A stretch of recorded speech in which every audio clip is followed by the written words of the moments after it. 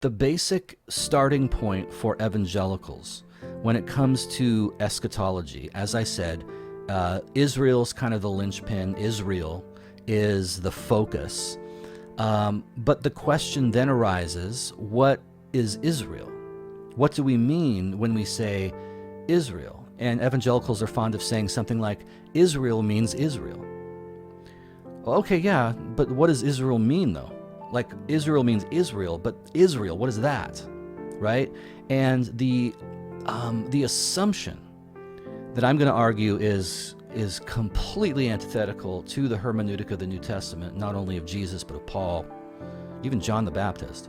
The hermeneutic that is doing the heavy lifting for evangelical eschatology when it comes to the issue of Israel is this idea that Israel must be interpreted literally. And so when you read in Genesis, when you read in Isaiah, when you read in Revelation, the word Israel, you're supposed to just make a leap from that word on the page to the nation state that exists in the Middle East today, right?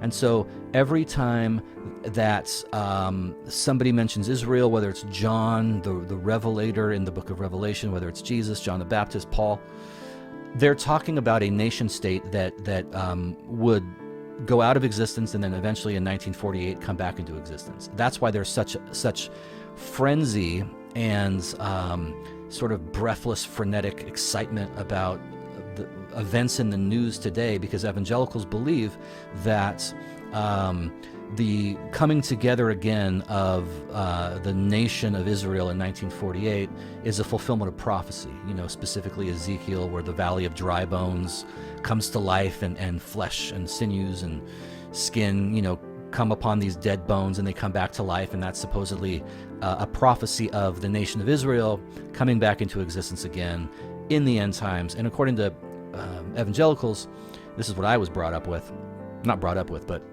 I got exposed to this stuff around age 16, so I didn't really grow up with it, but I was young and impressionable.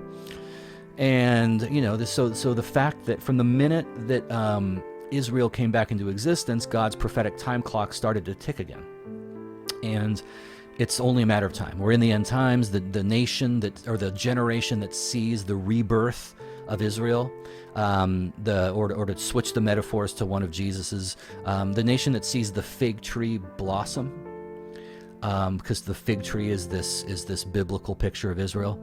The nation that sees that is the generation that sees that is the generation that will see all these things come to pass. Right now, it's getting the clock's been ticking for a while. It was said when I was first hearing about this stuff, 1948, the generation that saw that is the generation that's going to experience all these things, the rapture, second coming. Well, in the minds of the conventional wisdom at the time was that, well, a generation's 40 years, 1948, 40 years, that's 1988. And we're getting ahead of ourselves here. But then if you deduct 7 years for the Great Tribulation, that means the rapture is going to happen in like 1981. And there were books written like 81 Reasons for 81, back in like 1980. But of course, here we are. It's funny. I recently visited my old Calvary Chapel, not recently, about a year ago. I visited my old Calvary Chapel. It's big, the mothership, the first church that began all these Calvary Chapels. And there used to be this mural that you can see from the street, huge mural, Jesus is coming soon. It was kind of 70s, it was, had sort of groovy art, and so when I was visiting it after not having been there for so long, a year ago, I noticed that they had painted over it, and I just thought, wow, that's such an interesting metaphor, when the Jesus is coming soon bumper sticker starts to weather and fade and peel off your bumper, it's like kind of like a bad look, it's like optics are not good. When the Jesus is coming soon mural that's been there since 1968 is getting all faded and, sun bleached, it's like, crap, we can't really repaint this. We could just maybe paint it white and hope nobody notices, which is what they did. I noticed it. So in the minds of evangelical people, Israel anytime the Bible mentions Israel, it's referring to a nation in the Middle East, right? And the nation that exists in the Middle East right now is, according to this way of thinking, a fulfillment of prophecy and a signal that the prophetic clock is now ticking again, and anything that happens in Israel or around Israel is prophetically, biblically significant, right? I would argue it's not. It has nothing to do with anything. But that's what we are up against, and that's what we are seeking to dialogue with and engage with. Sorry about that. I had to shut the shades. The sun shines right in and right off my shiny dome. What I want to establish here is that the New Testament itself furnishes us with a hermeneutic, which is a key to help us understand how we are to understand when the Bible uses the term Israel. What does it mean? And I want to argue that the New Testament answers that. It illustrates how, not just with Israel, but with everything that was part and parcel of the Old Covenant, everything about the covenant of Moses and the time of Israel under the law. The New Testament is very clear on how we are to understand these things on this side of Good Friday and Easter Sunday and Pentecost, right? The New Testament, it gives us plenty of examples of how its authors seek to understand the components of the economy of Moses, right? And I think this will, and I'll show you, that this will also give us clues to help us unlock how to understand Israel and what we are to read when we see the term Israel, what we are to think about it, and how we are to understand it. So I've got a few examples here. I'm not going to flip around in the Bible, okay? That's not what this is. I'll give you some vague references, and you do it. Sorry. Take, for example, the way Paul speaks about Adam and Christ, okay? Adam, of course, the first man. The Hebrew word Adam means man or ground, dust, dirt. Ha-Adam, the ground. When Paul talks about Adam, because Adam only features really in the first few chapters of Genesis, the very first book of the Bible. God made Adam, from his rib made Eve. They disobeyed the command to refrain from eating of the tree of the knowledge of good and evil. They were exiled east of Eden. And so when Paul re-engages with this episode in Romans 5 and also in 1 Corinthians 15, he draws a parallel between Adam and Christ. He even speaks about the fact that Adam is a type. He functions as typologically of Christ. So there's a sense in which, according to Paul in Romans chapter 5, Christ is a second Adam, right? The way we understood this at Westminster Seminary, where I studied for the ministry, the Presbyterian ministry, is that Adam was a federal head. I wouldn't necessarily put it this way now, but I'm just giving you an example of how this works. Adam is a federal head of a people, okay? Meaning Adam is the one who represents a people. And Christ also is a head who represents a people. Adam, as a result of Adam's disobedience, this is Romans 5, those whom he represented were plunged into death and curse, and they were lost, and the guilt from Adam's sin was imputed to all those whom he represented, right? So even before you're old enough as a child to commit your first actual sin, you're born with original sin, which is the imputation of the guilt of Adam's first sin, okay? But according to Paul, Christ is a second Adam who also represented his people, and he undid the ill effects of the first Adam's work, okay? The first Adam's work was disobedient, and so Christ, as the second Adam, undoes that by his obedience and then by his suffering of the covenant curse, dying on the cross and all that.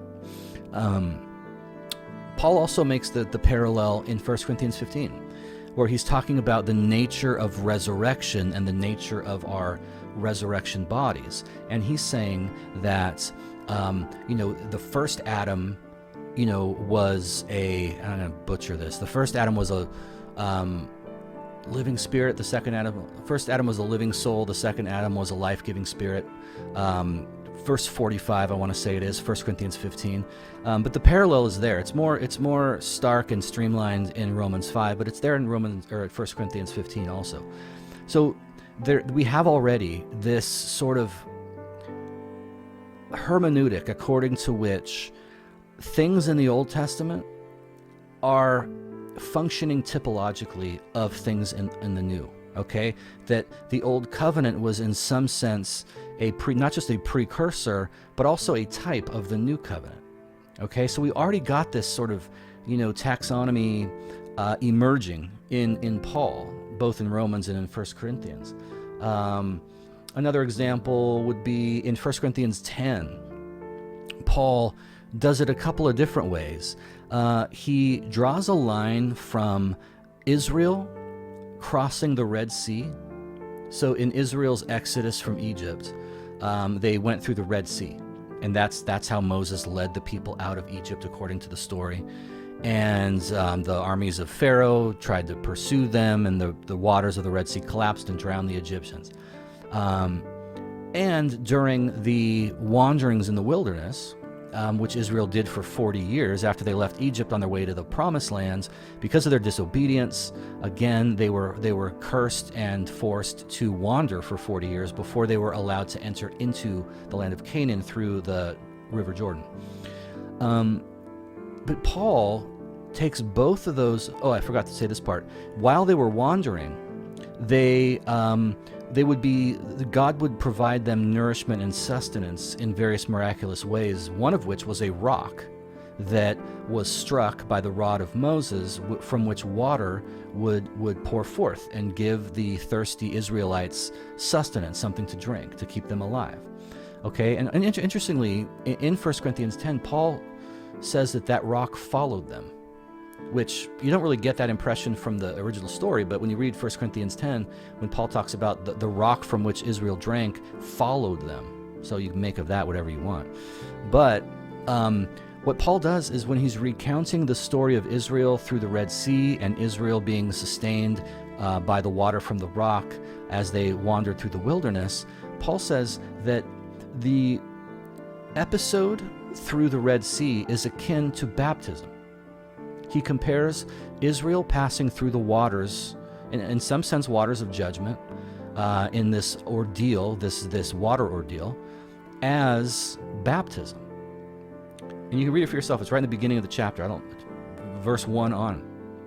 And he even says that rock which followed them was Christ.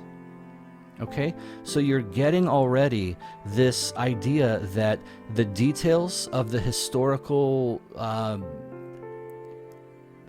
the details of Israel's history and the historical narrative that constitutes Israel as a nation, these details function typologically. So it's not that Paul is saying these didn't happen, they're not real. We might say that. We might say there was never an exodus from Egypt. There's no evidence to show that millions and millions of Israelites left Egypt through the Red Sea. There'd be some trace of that, and there isn't. But that's not even what we're talking about. So, that's an aside. Paul is not saying that because these things are typological, they didn't happen. But he's just saying that the way the history functions is typological. Israel was a type, or rather, the Red Sea, the passing of Israel through the Red Sea was a type of baptism. The rock that nourished them was a type of Christ.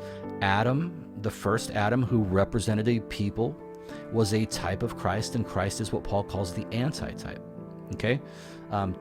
Antitype is just the thing to which a type corresponds. So a type points forward to its antitype. A couple more examples of this. In Luke 9, interestingly, Jesus, it says that he, I believe it's during the account of the Transfiguration, okay?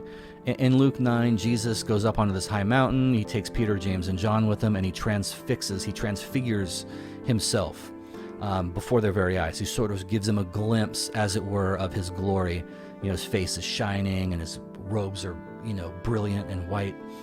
And Moses and Elijah appear with Jesus. And it says in Luke 9 that they began to discuss the Exodus that Jesus would accomplish in Jerusalem. The Exodus. Now that's a whole book of the Bible is called that. The second book in the Bible is called Exodus.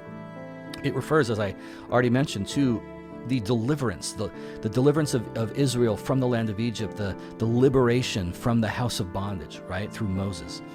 And, that's a motif in all of Scripture that's so pivotal, the Exodus motif. But ultimately, the events of the Exodus points forward to whatever it was Jesus was going to accomplish in Jerusalem, which, if you read the rest of the story, it's speaking of his crucifixion, right, and resurrection. And so when Jesus transfigures before Peter, James, and John, and Moses and Elijah show up and they begin to discuss what he's doing, they discuss the Exodus which he would be accomplishing at Jerusalem, right? So again, we have this example, this hermeneutical insight into the way the New Testament interacts with the Old. The Exodus of Egypt, from Egypt of Israel through the Red Sea, itself, that deliverance is a type. It's a shadow that foreshadows what Jesus would accomplish by his death and resurrection. Okay? So again, in all of these instances, we're getting insight into the way the New Testament engages with the Old. Okay? And it's not saying there was no Exodus, that was just a story, but what it is saying is that, yes, that event was not just an end in and of itself, but it was a type of something greater. It was pointing forward to something greater. Think of it like a skipping of a rock on a lake, right? You skip the rock, you throw the flat rock against a calm lake, and it's going to skip a bunch of times, right? And that's sort of the way that these events in the Old Testament sort of function. Is they have there's their initial that's what I'm looking for, transpiring, the initial occurrence of the event, but then its significance is shown later, and maybe a couple times later, like it keeps popping up as a significant event. The initial event was only a foreshadowing of something greater that was to come, right? And so in Luke 9, Jesus talks to Moses and Elijah about the Exodus that he would accomplish in Jerusalem. And another one is Hebrews chapter 12. Hebrews chapter 12, and this is important because it has to do with the land. One of the big components of the both Abrahamic and Mosaic covenants had to do with land, that God, and that's the basis of the evangelical and Jewish understanding of their relationship to the Holy Land. That, God promised to Abraham, I'm going to give you all this land, right? And to the Israelites through Moses, I'm going to give you the land of Canaan, and it's yours. I want you to go in there and I want you to take it. I'm giving it to you. I want you to go in there and wipe out the inhabitants and take it for yourself, right? Well, in Hebrews chapter 12, it clearly juxtaposes the old covenant promise of the land of Canaan with the new heavens and new earth that, according to the writer, await those who are believers in Christ, right? And so the writer talks about, you've not come to that mountain which may be touched. Speaking of Mount Sinai, you've not come to that mountain which may be touched, which burned with fire, with lightning and peals of thunder, so exceeding that Moses said, I exceedingly fear and quake. That's the Old Testament, or the King James version of that. I exceedingly fear and quake. But the writer to the Hebrews says, we are operating under a new covenant, a new and living way, which he opened up through the veil, that is to say, through his flesh. That's chapter 10. And so what the writer is saying is that we are not coming to an earthly mountain, a physical geographical locale, a mountain that may be touched, but we rather have come to Mount Zion, to the city of the living God, right? To innumerable hosts of angels, okay? And so the writer is juxtaposing and placing in some kind of like contradistinction from one another, the earthly mountain and the eternal Mount Zion, right? The new heavens and new earth. Similarly to the way Jesus does in John 4 with the woman at the well, when she is, he's talking to the Samaritan woman. Jews have no dealings with Samaritans.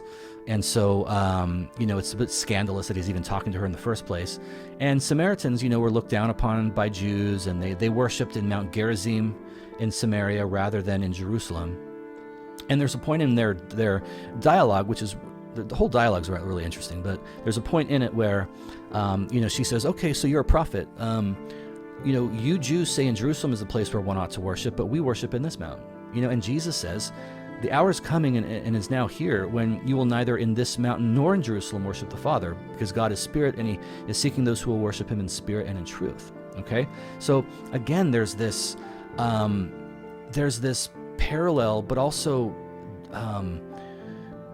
interesting relationship between the earthly and the heavenly, between the temporal and the eternal. Okay? And the economy of Moses, with its physical priesthood that's based on lineage, the tribe of Levi, the Levites were the priests. The book of Leviticus is all about the rules that govern the priestly tribe of Israel. The physical land of Canaan, right? Even, I didn't put this in my notes either, but over and over we hear about Jesus being the son of David, right? Romans chapter 1, Paul says, the Christ, who was made of the seed of David according to the flesh, declared to be the Son of God with power by the Spirit of holiness, by the resurrection from the dead. Even the Son of David and the throne of David is constantly understood in the New Testament to be indicative of a spiritual reality, of a heavenly reality. Okay, and so you've got the Red Sea. Akin to baptism. You've got the rock that nourished Israel, akin to Christ. Adam is a type of Christ. Christ is a second Adam. The work of Christ in Jerusalem with his death and resurrection is spoken of as an exodus that he would accomplish. Okay? So over and over again, you've got these examples of Old Testament events, images, objects, people, all of which are pointing forward to spiritual realities that would be fulfilled in Christ.